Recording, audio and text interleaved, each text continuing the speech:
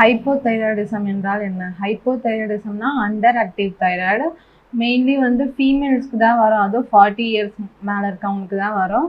என்னென்ன சிம்டம்னா hair loss இருக்கும், ரொம்ப முட்டி வலி இருக்கும், அவங்க ஹேண்டு கால்லாம் அந்த பாதம்லாம் வந்து ரொம்ப கோல்டாக ரொம்ப சில்லுன்னு இருக்கும். காலையில் டைம்லலாம் இப்போ வந்து எப்போவுமே வந்து காலையில் நம்ம சாப்பிடணும். அப்படி சாப்பிடாம இருக்கவங்களுக்குலாம் ஹைப்போதைராய்டிசம் வரதுக்கு சான்ஸ் இருக்குது. மோஸ்ட்லி வந்து இது ஃபீமேல்ஸ்க்கு தான் வரும். என்னென்ன சாப்பிடலாம் அப்படி பார்த்தாங்கன்னா, சாப்பிடக்கூடாது அப்படி பார்த்தோம்னா, கேபேஜ்லாம் சாப்பிடக்கூடாது. அந்த மலையில இருக்கிறதுலாம் ரொம்ப சாப்பிடக்கூடாது. சோயா பீன்ஸ் அந்த மாதிரி பீன்ஸ் பெரிய பெரிய பீன்ஸ் இருக்க ஐட்டம்லாம் நம்ம சாப்பிடக்கூடாது.